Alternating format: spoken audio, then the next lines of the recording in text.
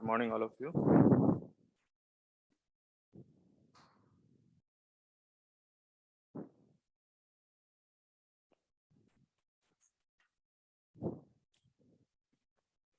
देखिए हमारे पास कंडीशन क्या है कि हम लोगों ने सिस्टम को किसके अबाउट घुमाया था।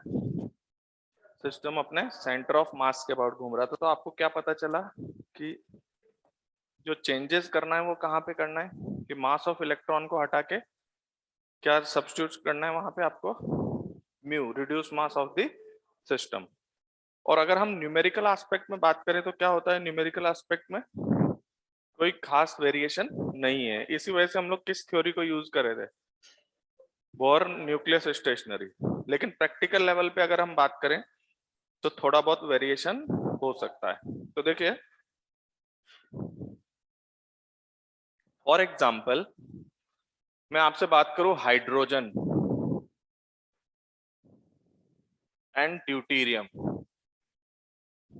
अब मुझे बताइए हाइड्रोजन और ड्यूटीरियम में क्या दोनों एक ही हैं? वैसे देखा जाए 1H1 एंड 1H2, दोनों में एक इलेक्ट्रॉन है, दोनों का Z भी 1 है। तो प्रैक्टिकल अगर हम इनमें कुछ भी चीज की कैलकुलेशन करते हैं तो वो लगभग सेम ही आती है। लेकिन एक्चुअल थ्योरी के हिसाब से क्या आपको लगता है इसका न्यूक्लियस और इसके न्यूक्लियस कौन ज्यादा भारी है? इसका भारी है। तो अगर आप इसके न्यूक्लियस को MN1 बोलते हैं और इसको MN2, तो आपको पता है ये भारी है। तो अगर हम रिड्यूस मास की बात करें तो मेरा हाइड्रोजन में रिड्यूस मास कितना आएगा, Me Mn1 upon Me plus Mn1। और इधर कितना आएगा ड्यूटीरियम में, Me into Mn2 upon Me plus Mn2। अब बताओ कौन बड़ा है? याद रखना है इनमें बहुत माइन्यूट सा डिफरेंस। उस डिफरेंस में भी हम ये देख रहे हैं कि क्या वेरिएशन है। जब आपसे क्वेश्चन जबरदस्ती पूछे कि हाइड्रोजन और ड्यूटीरियम में कुछ फर्क है तो वो किस वजह से फर्क है, इसकी वजह से। वरना तो ड्यूटीरियम और हाइड्रोजन दोनों के लिए Z बराबर क्या जाएगा 1 और सारी कैलकुलेशन हो जाएगी। लेकिन थोड़ा बहुत भी जो फर्क है वो इसकी वजह से। तो मुझे बताइए यहाँ पर अभी मैं इक्वल नहीं लगा रहा हूं, अभी मैंने इन दोनों को कंपेयर किया, कौन ज्यादा है बताइए, हाइड्रोजन का म्यू या ड्यूटीरियम का? कैसे पता चला? एक मिनट ऐसे पता करो, Me upon Me by Mn plus 1। इधर क्या होगा, mu of deuterium Me upon Me upon Mn2। अब जरा देखो तो किसका Mn बड़ा है? ऐसे सोचो जिसका Mn ज्यादा होगा उसका ये वैल्यू कम होगी, जिसका ये कम होगा उसका डिनोमिनेटर कम होगा और उसका ये वैल्यू ज्यादा आएगी। तो जिसका ये ज्यादा है उसका म्यू भी ज्यादा है। तो mu of deuterium will be greater than mu of hydrogen. तो जो भी आप कैलकुलेशंस कर रहे थे कहीं पर Me अपॉन म्यू है और कहीं पर म्यू अपॉन Me है। लेकिन एक बात ध्यान रखना, अगर मैं आपसे कोई न्यूमेरिकल सॉल्व करने के लिए कहता हूं कि जैसे हाइड्रोजन और ड्यूटीरियम के लाइमन सीरीज की फर्स्ट लाइन की वेवलेंथ कितनी है, तो उसमें आपको कुछ नहीं करना है, Z बराबर 1 डालना है, दोनों का सेम ही आएगा। लेकिन प्रैक्टिकल ग्राउंड पे अगर जाके बात करते हैं तो आपको पता है रेडबर्ग कांस्टेंट में कुछ चेंजेस आएंगे और उस चेंजेस के करस्पॉन्डिंग आपको ये बात ध्यान रखनी होगी। लेकिन ये आपस में कंपैरिजन के लिए तो ठीक है, लेकिन अगर मैं कहूं इसके और इसके लैम्डा में कोई बहुत बड़ा फर्क है क्या? कोई बड़ा फर्क, इवन कोई भी चीज आप एस्टिमेट करें, चाहे रेडियस चाहे एनर्जी चाहे वेवलेंथ, कुछ भी निकालिए उसमें कोई ज्यादा फर्क नहीं है। समझ में आई बात? लेकिन अगर कोई आपसे क्वेश्चन में पूछे कि हाइड्रोजन और ड्यूटीरियम में अगर कुछ फर्क है तो क्यों है, क्योंकि इसका न्यूक्लियस थोड़ा ज्यादा हैवी है और इसका न्यूक्लियस थोड़ा कम हैवी है, उसके करस्पॉन्डिंग जिसका न्यूक्लियस ज्यादा होगा उसका डिनोमिनेटर कम होगा, उसका म्यू ज्यादा आएगा। तो जिसका न्यूक्लियस हैवी है उसका म्यू ज्यादा होगा। तो ऐसे कंसेप्चुअल क्वेश्चंस को करने में ये आपकी हेल्प करेगा। या फिर हाइपोथेटिकल क्वेश्चन करने में। जैसे हाइपोथेटिकल कैसे, जैसे मैंने आपसे कहा कि एक हाइपोथेटिकल एटम है, ओके, ये क्वेश्चन है, मैंने कहा instead of electron in hydrogen atom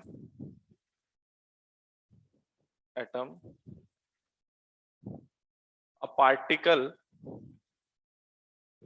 A of mass Ma equals to 200 times Me and charge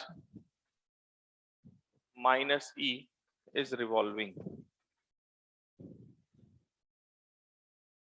ठीक है, मैं आपको एक्सप्रेशन बना देता हूं, क्वेश्चन आपसे क्या पूछ रहा है वो आप एक्सप्रेशन से निकालना। तो पहले मुझे बताइए, मैंने हाइड्रोजन की जगह, हाइड्रोजन में इलेक्ट्रॉन की जगह किसको घुमा दिया, ए को। तो अब आपको पता है हाइड्रोजन में कौन था, प्रोटॉन था, और उसके चारों तरफ बेचारा इलेक्ट्रॉन घूम रहा था। अब इलेक्ट्रॉन की जगह कौन घूम रहा है, ए, तो हटा दो। लेकिन अच्छी बात क्या है कि उस पे चार्ज और इलेक्ट्रॉन का चार्ज सेम है। तो फर्क सारा कहां पर आ रहा है कि इसका मास जो है वो कितना है, 200 टाइम्स ऑफ Me है। और ऐसी सिचुएशन में मैं इसको न्यूक्लियस के अबाउट नहीं घुमा सकता, क्योंकि ये प्रोटॉन का जो मास होता है ना वो लगभग 1836 times of mass of electron होता है। इसका मास लगभग कितना दिया मैंने, 200 Me। तो किसी कीमत पे सेंटर ऑफ मास कहाँ नहीं आएगा, न्यूक्लियस के ऊपर। तो आप इसको सेंटर ऑफ मास के अबाउट घुमाकर ही क्वेश्चन सॉल्व।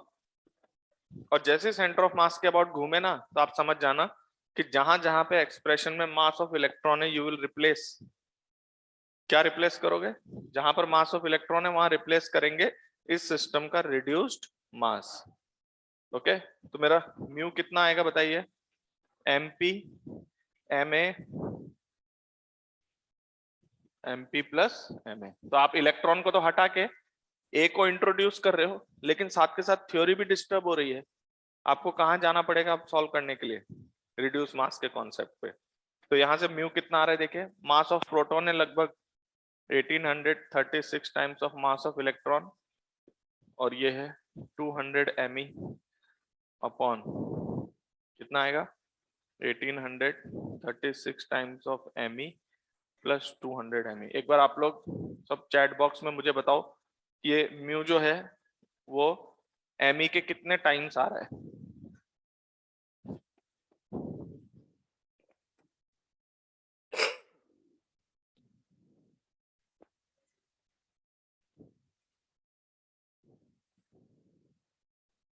क्या नहीं, निकाल के देखो, हमें वैल्यू चाहिए। तो सभी लोग चैट बॉक्स में बताएं। बस अभी जस्ट इतना ही पढ़ा है बेटा, कि अगर ये हाइपोथेटिकल कंडीशन है तो यहां पर रखना पड़ेगा। ओके,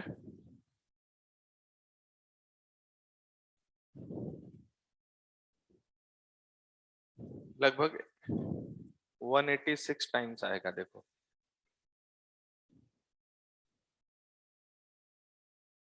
लगभग, तो लगभग ये 180 टाइम्स है।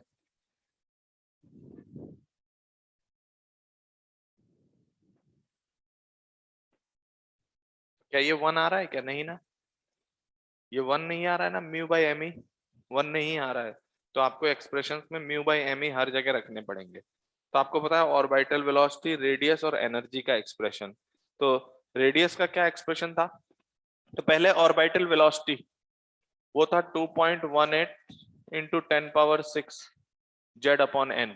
क्या ये हाइड्रोजन एटम है तो जेड बराबर 1 रख देंगे, क्योंकि हाइड्रोजन में ही आपने घुमाया है इलेक्ट्रॉन को हटाकर। तो पहली बात तो ये समझ में आती है, इसमें तो कोई मास ऑफ इलेक्ट्रॉन होता नहीं है। लेकिन रेडियस में होता है क्या, रेडियस होता है R0 n square by Z. R0 के डिनोमीटर में मास होता है इलेक्ट्रॉन का, तो ये Me बाई म्यू है ना। तो यहां से आपका R का एक्सप्रेशन आएगा कितना, 0.529 Me by mu, Me by mu कितना, 1/180। अब आप रखते जाओ, n की वैल्यू रखते जाओ, z आपका 1 है क्योंकि हाइड्रोजन का z यूज किया जा रहा है। What is the energy of atom? Formula था minus of R H C Z square upon N square, यही था। R will be converted into R mu by M E, तो ई की वैल्यू कितनी होगी? Minus of R, R H C की value होती है 13.6, mu by M E is your 180 into Z square by, और हर केस में आप जेड की वैल्यू 1 रख देंगे। एक बार मुझे रिप्लाई कर दो, क्या सबको समझ में आया? इस क्वेश्चन में हमें सेंटर ऑफ मास से चलना क्यों जरूरी है? क्योंकि म्यू एम ई के बराबर नहीं है।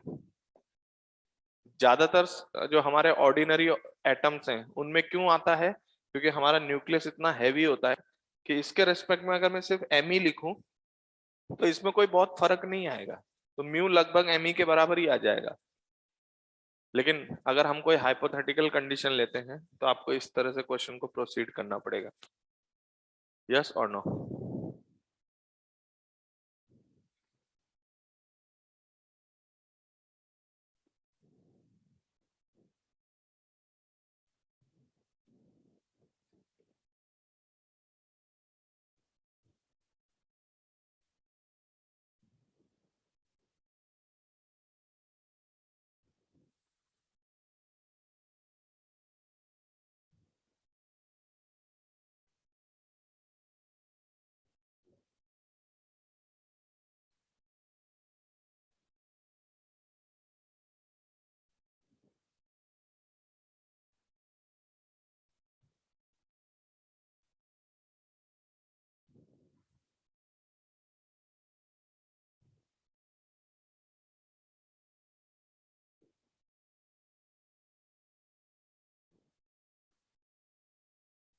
रखना, ये क्वेश्चन है।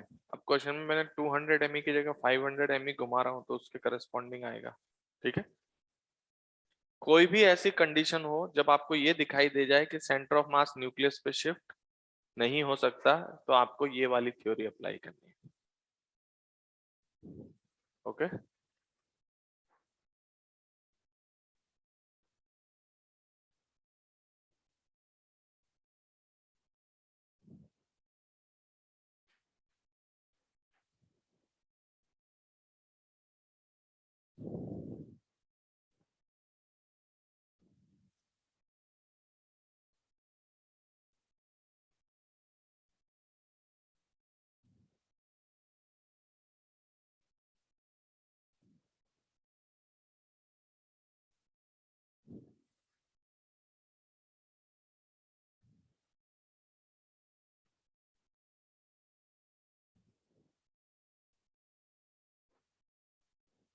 क्लियर?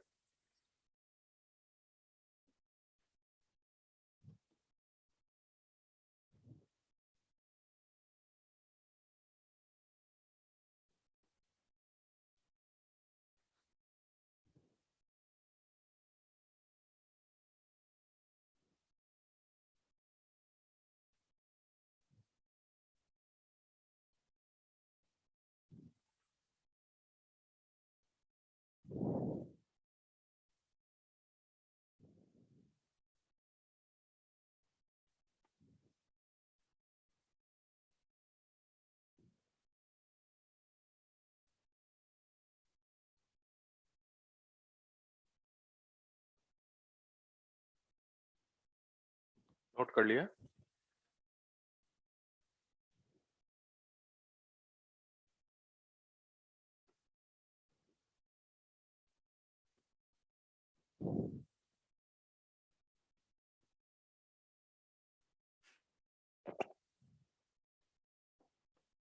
याद रखना, न्यूमेरिकल वे में ऑर्डिनरी एटम्स में कुछ चेंजेस नहीं है, लेकिन एज अ कॉन्सेप्ट एंड पर आपको मास ऑफ न्यूक्लियस अगर कंसीडर किया जाए तो आपको इस थ्योरी से आगे बढ़ना चाहिए।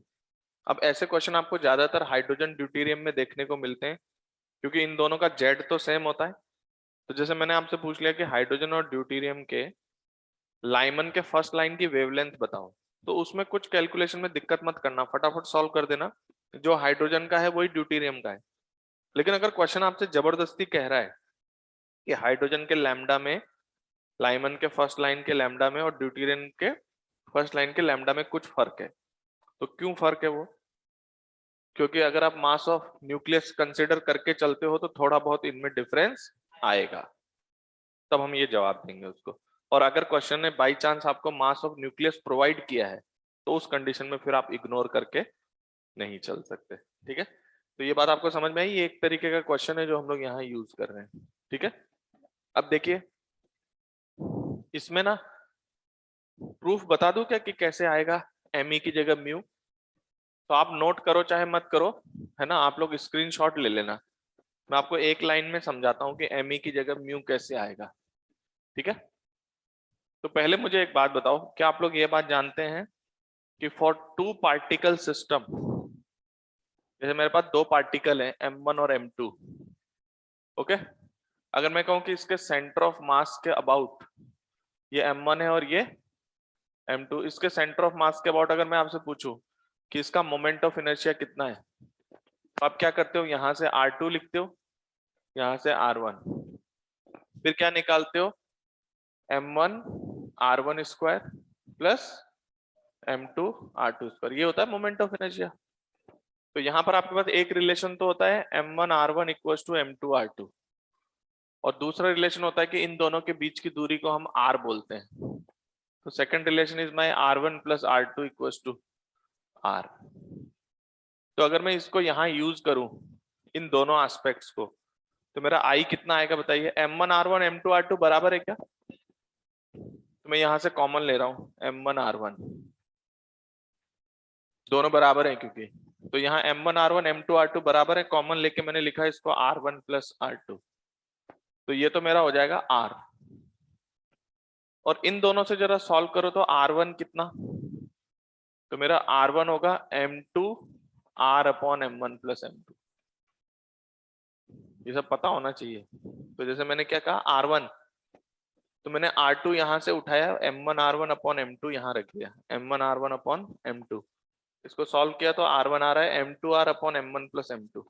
तो मेरा I मोमेंट ऑफ इनर्शिया कितना होगा? कितना होगा? M1 और इसकी value M2 R upon M1 plus M2 into R। तो what is my moment of inertia? देखिए M1 M2 upon M1 plus M2, तो ये म्यू R स्क्वायर होता है, यस और नो? तो यहां से मैं आपको फटाफट बता सकता हूं, अगर आपको पता है कि moment of inertia mu R square होता है, तो आपके बोहर पोस्टुलेट में चलते हैं हम लोग। तो फर्स्ट इक्वेशन क्या थी बताओ तो? फोर्स वाली।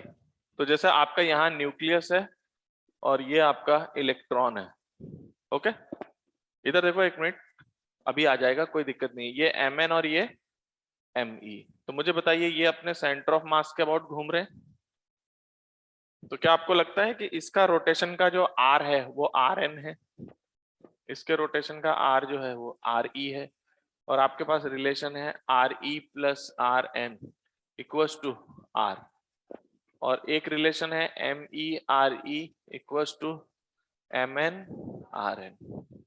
तो यहाँ से ReRn आप अलग अलग भी निकाल सकते हो जैसे यहाँ निकाला हुआ है। तो what is your Re? MnR upon Me plus Mn, और Rn कितना? MER upon Me plus Mn। ये मैकेनिक्स से आप इन दोनों इक्वेशन को सॉल्व करोगे, ये दोनों आ जाएंगे। तो मुझे एक बात बताइए, अगर ये ऐसे घूम रहा हो और ये ऐसे घूम रहा हो, तो मान लीजिए इस घूमने का ओमेगा कुछ ओमेगा है, ठीक है, तो मैं इलेक्ट्रॉन पे जो अट्रैक्टिव फोर्स है वो कितना है पता है? जितना न्यूक्लियस इसको अट्रैक्ट कर रहा होगा, तो that force is K Q1 Q2 mod आता है upon R square, that is equal to M V electron का स्क्वायर अपॉन R इलेक्ट्रॉन का, यस और नो? तो आपको याद है पिछली क्लास में मैंने एक बात बताया था कि इनका ओमेगा सेम है। ओमेगा सेम होने का मतलब इलेक्ट्रॉन इधर VE वेलोसिटी से जा रहा है और इधर आपका VN वेलोसिटी है, तो VE upon RE equals to VN upon RN equals to V by R। कर सकते हैं। तो बेसिकली पता है क्या लिखा हुआ है, ये v बाई आर का होल स्क्वायर बना दो, इसको या आर ई से मल्टीप्लाई कर दो, तो ये इलेक्ट्रॉन का मास है। तो मैं इसको ऐसे भी लिख सकता हूँ, M E into V by R E, V by R का whole square into R E, लिख सकता हूँ कि नहीं? सिंपली वे में लिखा है एम ओमेगा स्क्वायर आर, और आर ई देखो तो किसके बराबर है, M N R upon M E plus M N. इसको यहां रखूंगा तो मेरे पास रिलेशन आता है K Z square upon R square, that is equal to M E तो है ही, एम ई है, और वी अपॉन आर का होल स्क्वायर, और ये है M N R M E plus M N.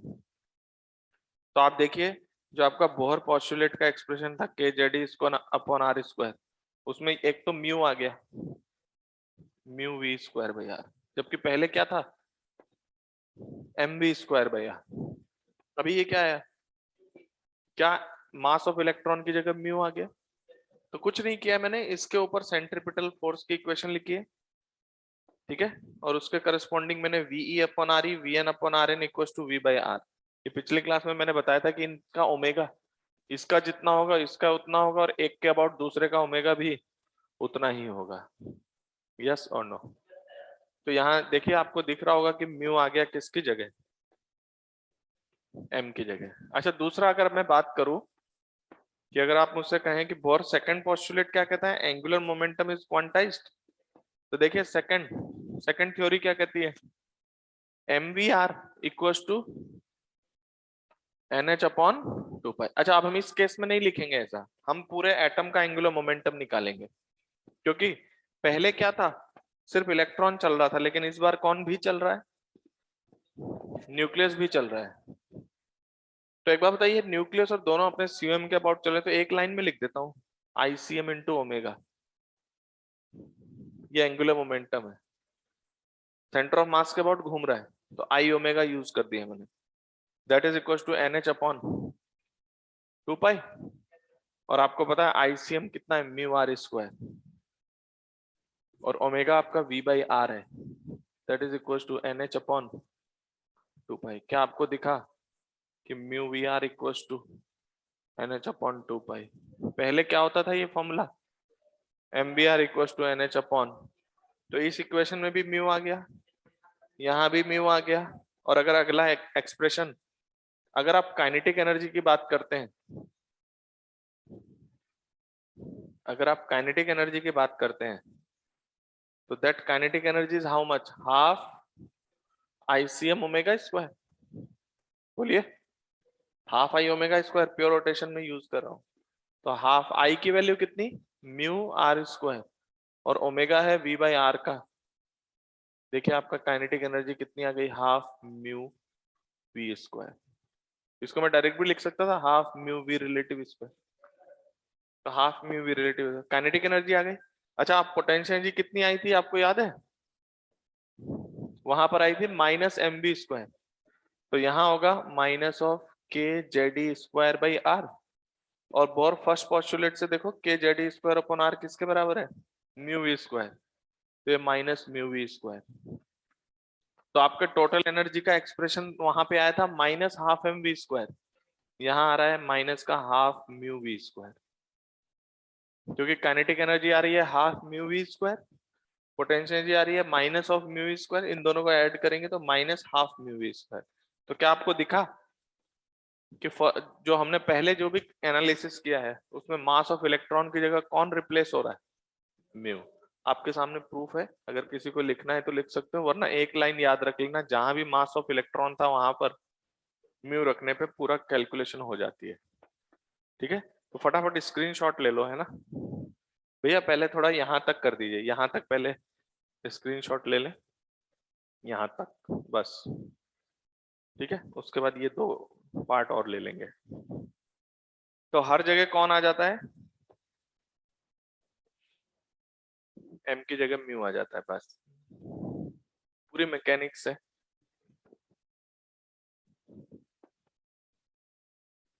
Clear?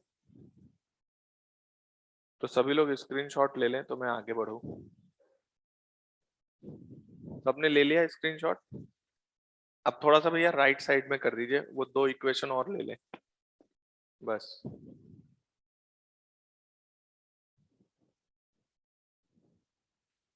Okay, तो हम लोग अगले टॉपिक पे चलते हैं। तो हम लोग nuclear physics and radio activity से पहले एक्स रेज की बात कर लेते हैं, क्योंकि उसमें एटॉमिक का यूज होता है। ठीक है, तो हेडिंग डालिए एक्स रेज।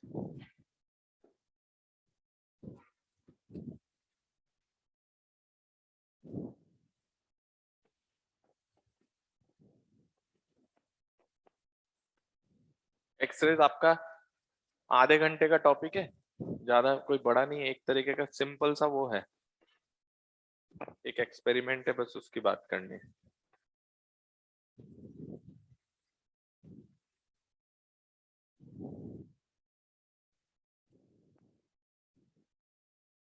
ठीक है, तो हमारे पास नेक्स्ट क्या है, एक्स रेज।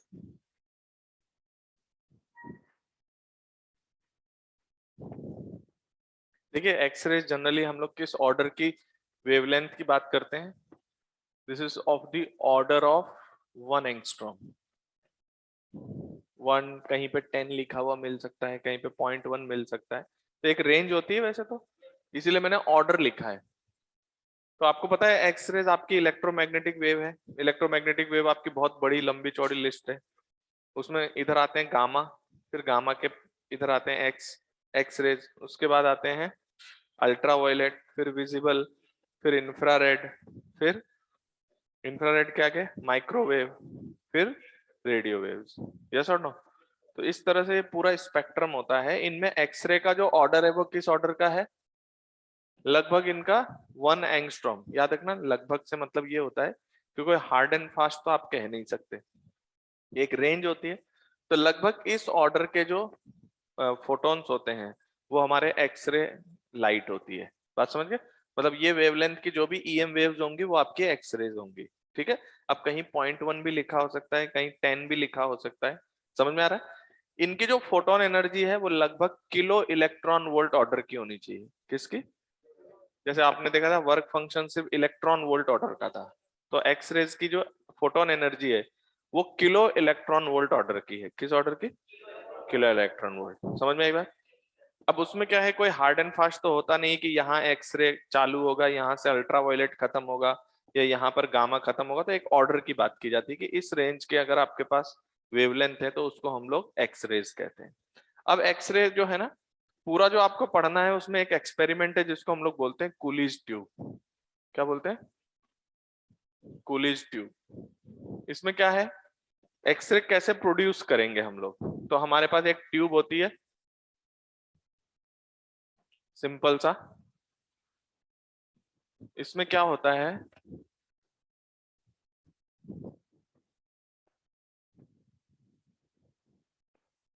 कि जो एक्सरेज है हमारी उसको हम कैसे प्रोड्यूस कर रहे हैं। तो हमारे पास एक ट्यूब होती है, जो इधर से तो आपका एमिटर होता है, इधर आपका एक मेटल टारगेट होता है। कौन होता है? Target metal. सिंपल सा एस्पेक्ट है, देखो होना क्या है पता है, यहां पर आप इलेक्ट्रॉन इजेक्ट कराओगे, तो ये एमिटर जो है ना, ये ऐसा मेटल होना चाहिए जो आपको आराम से इलेक्ट्रॉन्स दे दे। तो हम क्या करते हैं, इसके ऊपर कुछ फिलामेंट्स लगा के रखते हैं, ताकि हम यहाँ पर क्या करें, इसमें करंट पास करके थर्मल एनर्जी डेवलप करें और यहाँ से इलेक्ट्रॉन इजेक्ट हो जाए। तो ये जो इलेक्ट्रॉन निकल रहे हैं वो थर्मल एनर्जी से निकल रहे हैं। तो ये जो इलेक्ट्रॉन्स हैं ये नेग्लिजिबल एनर्जी के हैं। कैसे हैं? कोई बहुत ज्यादा एनर्जी नहीं है। तो आपने क्या किया, उस मेटल को, ये एमिटर को आपने किसी तरह से गर्म किया, उससे इलेक्ट्रॉन्स बाहर निकल गए। उसको गर्म करने के लिए आपने यहाँ पर एक कॉइल लगा दिया और इधर फिलामेंट आप यूज करके इसको गर्म कर रहे हैं। अब ये जो इलेक्ट्रॉन निकलेंगे ना, ये बहुत कम एनर्जी के हैं, तो इनकी इनिशियल काइनेटिक एनर्जी हमारे लिए नेग्लिजिबल रहेगी। अब क्या होगा, हम टारगेट और एमिटर के बीच में हाई वोल्टेज लगाएंगे। क्या लगाएंगे? High voltage. हाई वोल्टेज भी पता है कितना, ऐसे हल्का फुल्का नहीं है ये, ये अगर V वोल्टेज है ना, सपोज V0, तो this is of the order of 10⁴ volt. Order समझते हो? ऑर्डर मतलब जैसे इस ऑर्डर के होने चाहिए। तो आप वोल्टेज कितना लगा रहे हो? जैसे आपने लगाया कितना, आपने 10,000 वोल्ट लगाया, या 20,000 वोल्ट लगाया, या 8,000 वोल्ट लगाया, या आपने 15,000 वोल्ट लगाया, तो ये वोल्टेज किस ऑर्डर के हैं? बहुत हाई वोल्टेज आपने अप्लाई किया। ऐसे 10-20 वोल्ट पे नहीं होगा काम, हजारों वोल्ट में लगाया आपने, 10,000 वोल्ट, 15,000 वोल्ट, इस ऑर्डर के वोल्टेज लगाए। तो बताइए ये इलेक्ट्रॉन को टारगेट खींचेगा अपनी ओर? क्यों? क्योंकि ये हाई वोल्टेज में इधर हाई पोटेंशियल है, तो इलेक्ट्रिक फील्ड ऐसे होगी, और इलेक्ट्रिक फील्ड ऐसे जो डेवलप होगी उसमें इलेक्ट्रॉन को इधर खींचा जाएगा। तो ये जो आपने हाई वोल्टेज लगाया है, इनका काम है इलेक्ट्रॉन को खींच के लाना, दौड़ा के लाना टारगेट तक। कहां तक? टारगेट तक लेके आना। तो ये इलेक्ट्रॉन्स यहां से दौड़ते हुए यहां आए, यहां से दौड़ते हुए आ रहे हैं बहुत तेजी से। अब आप ये भी बात समझ गए होंगे कि इनको बहुत हाई वोल्टेज से एक्सेलरेट कर रहे हैं, तो अगर यहाँ पर कोई इनिशियल काइनेटिक एनर्जी कुछ थोड़ी बहुत है भी, तो वो इसके रेस्पेक्ट में तो बहुत कम है। तो जब इलेक्ट्रॉन जब यहाँ से एक्सेलरेट होके यहाँ तक पहुंचते हैं ना, तो ये यहाँ तक पहुंचते पहुंचते काइनेटिक एनर्जी गेन कर जाते हैं। और इनकी काइनेटिक एनर्जी होती कितनी है? देखिए, दैट इज EV0। आपको याद हो मैटर वेव में भी बताया था कि अगर आप रेस्ट से किसी को V वोल्ट से इलेक्ट्रॉन को एक्सेलरेट करते हैं तो उसकी काइनेटिक एनर्जी जैसे 100 वोल्ट से करते हैं 100 इलेक्ट्रॉन वोल्ट हो जाती है, 200 से करेंगे तो 200 इलेक्ट्रॉन वोल्ट। तो यहाँ पर जो इलेक्ट्रॉन आया है उसकी काइनेटिक एनर्जी कितनी है? E इंटू, और V0 किस ऑर्डर का है? 10⁴ ऑर्डर का। यानी इलेक्ट्रॉन की एनर्जी है लगभग 10,000 electron volt, 20,000 electron volt, 15,000 electron volt. बहुत हाई एनर्जेटिक इलेक्ट्रॉन है। अब ये किस पे टकराएगा? मेटल से। तो अब हमें ये पता चलता है कि जैसे ये बेचारा मेटल से टकराते हैं, सब यहां से फोटॉन्स एमिट होते हैं। क्या एमिट होते हैं? Photons. And these photons are mainly of X rays. तो ये एक्स रे प्रोड्यूस करने का आपके पास एक्सपेरिमेंटल तरीका है। एक कूलिज ट्यूब है, इस कूलिज ट्यूब में आपने क्या किया?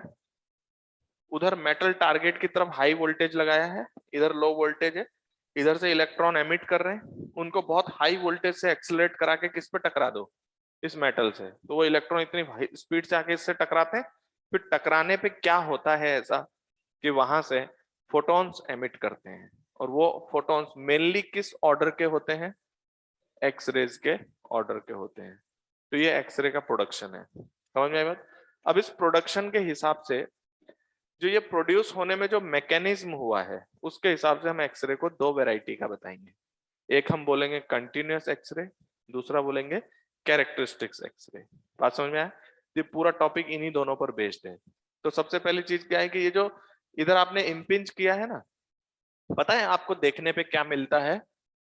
तो जब आप क्या कर रहे हो, आपने ये कहा कि सर यहाँ से जो लाइट, यहाँ से जो एमिशन हो रहा है, उसमें आप कह तो रहे हो मेनली एक्सरेज हैं, बट हालांकि इसमें सभी मौजूद होते हैं। मेनली कहने के पीछे पर्पज है कि एक्सरेज की इंटेंसिटी ज्यादा होती है, आएंगे सभी। पता है इसका ग्राफ कैसा होता है? तो जैसे इंटेंसिटी वर्सेस लैम्डा, मतलब यहाँ से जो लाइट एमिट हो रही है EM वेव्स, हम इनके हर वेवलेंथ की चर्चा कर रहे हैं कि यहाँ से कौन कौन सा आ सकता है। तो पता चलता है यहाँ बहुत सारे वेवलेंथ आते हैं, और वो एक पूरी सीरीज होती है कंटिन्यूअस। और वो कंटिन्यूअस कहाँ से कहाँ तक है मैं बताता हूँ आपको। पहले मैं इसका प्रैक्टिकल ग्राफ बना रहा हूँ लैब में, कि इंटेंसिटी वर्सेस लैम्डा का ग्राफ कुछ ऐसा देखने को मिलता है। ऐसा अभी बनाना मत।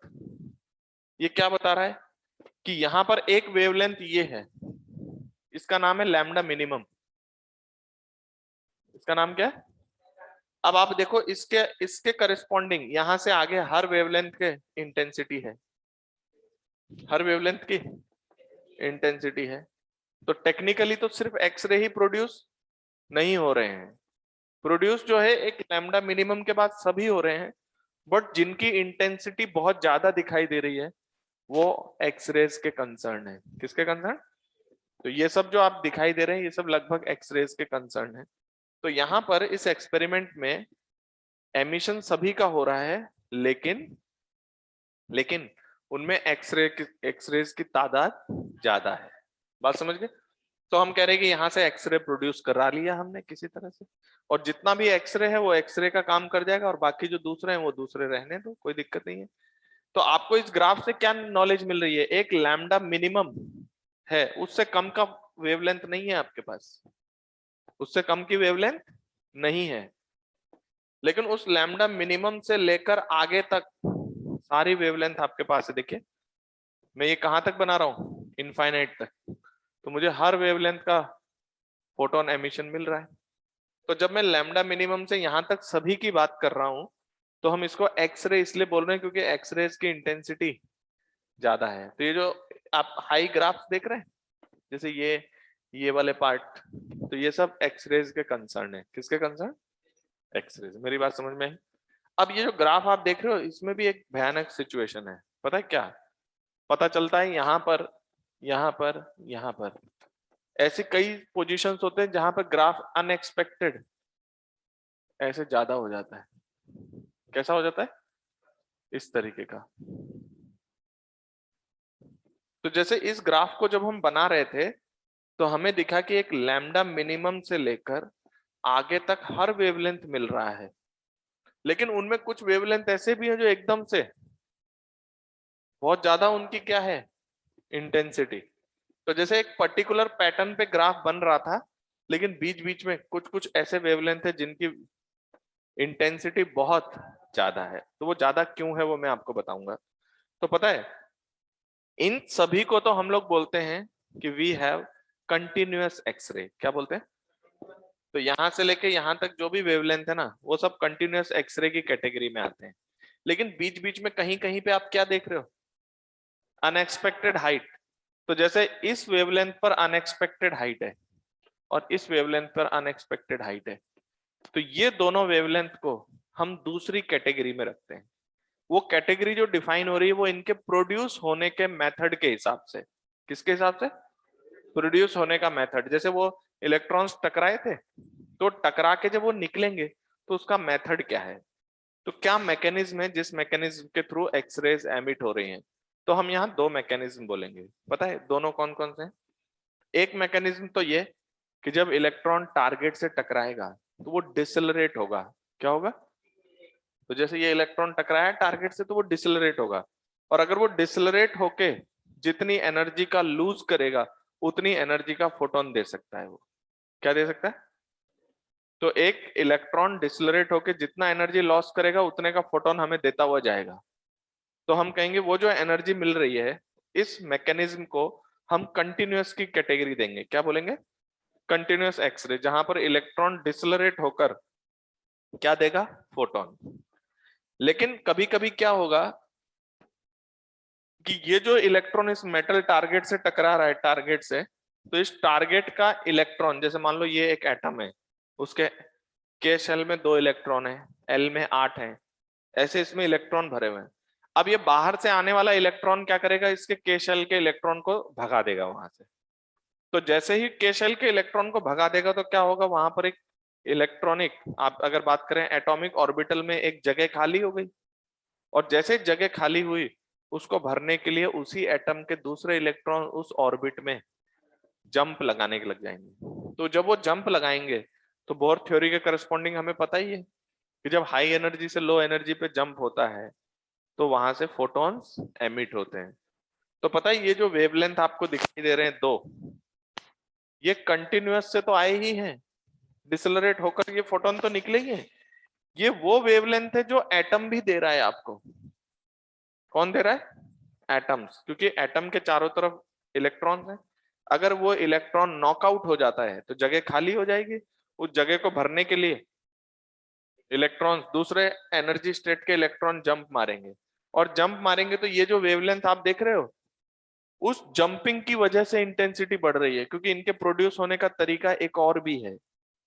जैसे मैंने पहले बोला कि एनर्जी जितनी लॉस होगी उससे फोटोन निकलेगा, लेकिन साथ के साथ और भी चीज है कि जितना एनर्जी लॉस होगा उससे फोटोन तो निकल ही रहा है, लेकिन कुछ ऐसे वेवलेंथ भी हैं जो एटम देगा आपको। जैसे मान लो एटम के शेल में आपका एक इलेक्ट्रॉन गायब हो गया, तो K को भरने के लिए L से आ सकता है, M से आ सकता है, N से आ सकता है। समझ में आई बात? इसी तरह से L शेल में मान लो इलेक्ट्रॉन हटा दिया गया, तो L को भरने के लिए L के ऊपर M से आ सकता है, N से आ सकता है, मतलब N बराबर 3, 4, 5, 6 कहीं से भी आ सकता है। तो क्या होगा कि इलेक्ट्रॉन जब एटम के इलेक्ट्रॉन को नॉकआउट कर देगा, बाहर से आने वाला इलेक्ट्रॉन, तो फिर क्या होगा कि वो जो इलेक्ट्रॉन है उसकी जगह जैसे खाली हो जाएगी, तो उसको भरने के लिए एटम्स में ट्रांजिशन, तो वो जो ट्रांजिशंस होंगे उनके करस्पॉन्डिंग जो वेवलेंथ आएगी, वो वेवलेंथ की इंटेंसिटी आपको बढ़ी हुई दिखाई देगी। क्यों? क्योंकि वो दो तरह से आ रहे हैं सही मायने में। एक तो वो कंटिन्यूअस मेथड से तो आ ही रहे हैं कि जितना लॉस होगा उससे फोटोन निकल जाएगा। दूसरा, जो इलेक्ट्रॉन है वो अपनी जगह छोड़ेगा, तो बाहर आने वाला इलेक्ट्रॉन उसको नॉकआउट कर देगा, तो जगह खाली हो जाएगी, तो उसको भरने के लिए एटॉमिक एनर्जी लेवल्स में ट्रांजिशन शुरू हो जाएंगे। तो जो जो ट्रांजिशन वाले वेवलेंथ है, उन वेवलेंथ पर आपको क्या दिखाई देगा एकदम से? हाइट। क्योंकि वहां पर ये जो चीज है ये एटम से भी आ रहा है और कंटिन्यूअस का पार्ट तो है ही, लेकिन ये अनएक्सपेक्टेड कहां पर बनेगा इसका डिसीजन एटम लेता है। क्या लेता है? जैसे एटम बोलेगा कि मेरा ना n बराबर 2 से 1 की इतनी वेवलेंथ है, तो वो वेवलेंथ जो होगी उस जगह पे आपको ग्राफ एकदम से ऊंचा उठा हुआ दिखाई देगा, क्योंकि वो फोटोन जो है वो एटम्स भी प्रोड्यूस करके आपको दे रहा है। और वो प्रोड्यूस क्यों कर रहा है? क्योंकि आने वाले इलेक्ट्रॉन ने उसकी जगह को खाली कर दिया है।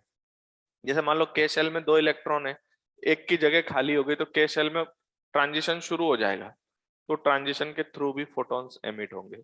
तो we have two kind of mechanism, one is deceleration of electron, तो इलेक्ट्रॉन डिसलरेट होकर फोटोन निकालता है, या फिर टारगेट एटम का इलेक्ट्रॉन नॉकआउट हो जाता है, बाहर वाले इलेक्ट्रॉन उसको नॉकआउट कर देता है, तो एटॉमिक ऑर्बिटल में क्या क्रिएट हो जाता है?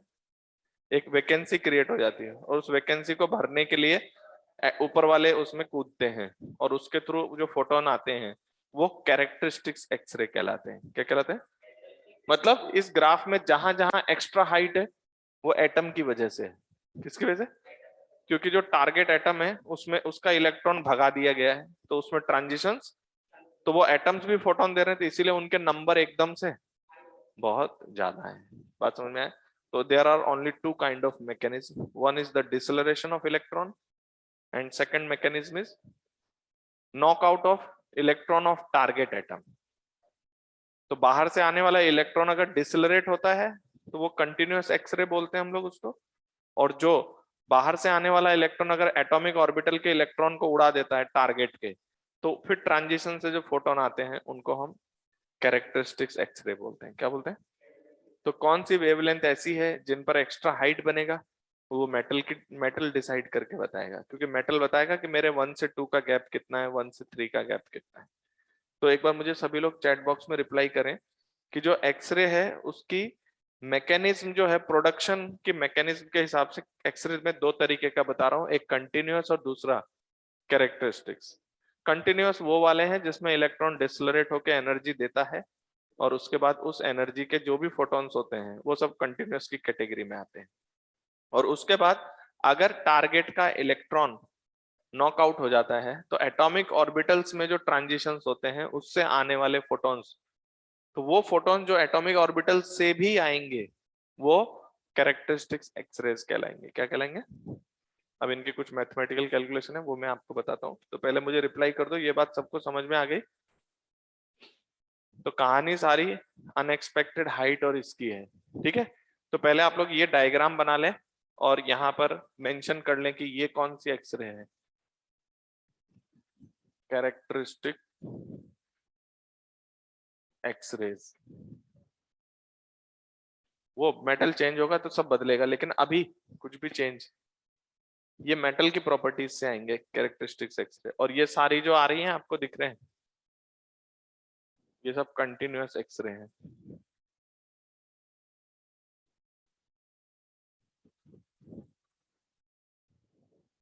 हाँ, कैजुअल मतलब? हाँ, यहाँ पर इंटेंसिटी का मतलब आप पावर भी मान सकते हो, इस चैप्टर में कोई कंफ्यूजन नहीं होगा आपको। तो इंटेंसिटी आप चाहे तो पावर पर यूनिट एरिया बोले, चाहे नंबर बोले, उससे कोई फर्क नहीं पड़ रहा। किसी पर्टिकुलर वेवलेंथ की इंटेंसिटी ज्यादा है, इसका मतलब उसके पावर भी ज्यादा है। समझ गए? उससे कोई फर्क नहीं पड़ा, इस चैप्टर में कोई कंफ्यूजन नहीं होगा फोटो इलेक्ट्रिक जैसा। ठीक है, तो आप इंटेंसिटी और पावर पर यूनिट एरिया मानो, कोई दिक्कत नहीं है, और नंबर की तरह सोचोगे तो भी कोई दिक्कत नहीं है।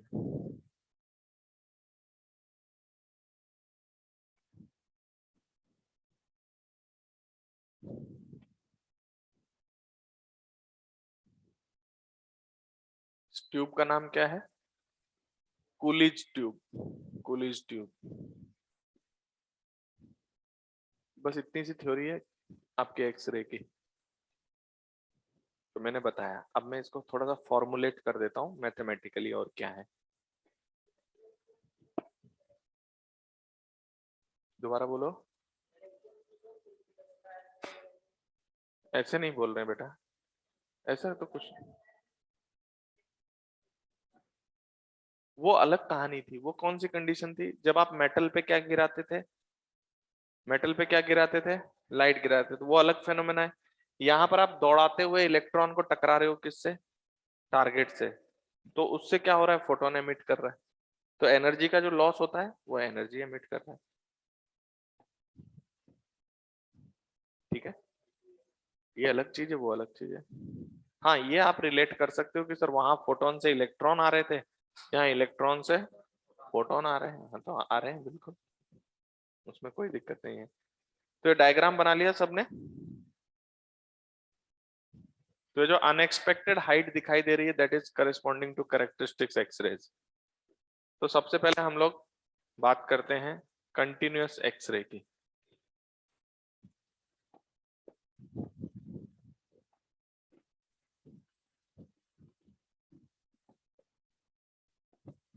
Continuous X ray. हाँ हाँ,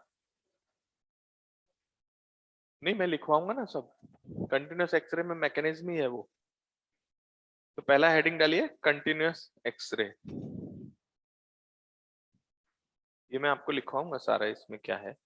तो कंटिन्यूअस एक्सरे में लिखे कि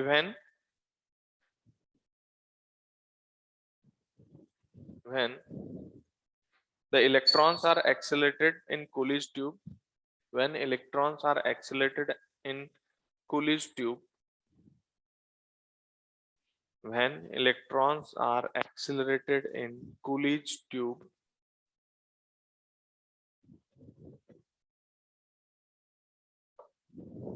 then it becomes very high energetic electron. Then it becomes very high energetic electron. ठीक है,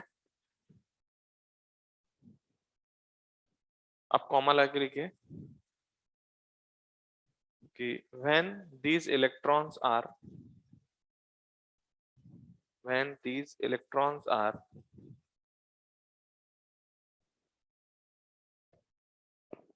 when these electrons are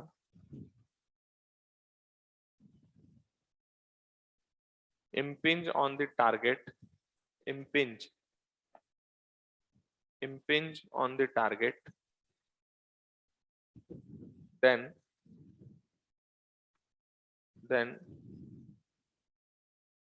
due to loss of energy of electron, या चलिए लिखो due to the deceleration of electron, due to the deceleration of electron,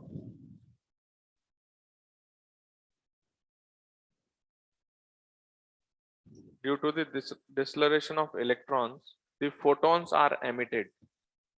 Due to the deceleration of electron, the photons are emitted.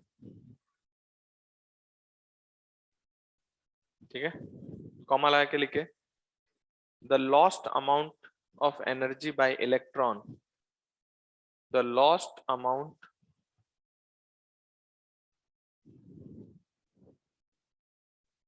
of energy by electron is converted into the photon energy. is converted into photon energy. ठीक है, लिखो, this phenomena is called Bremsstrahlung.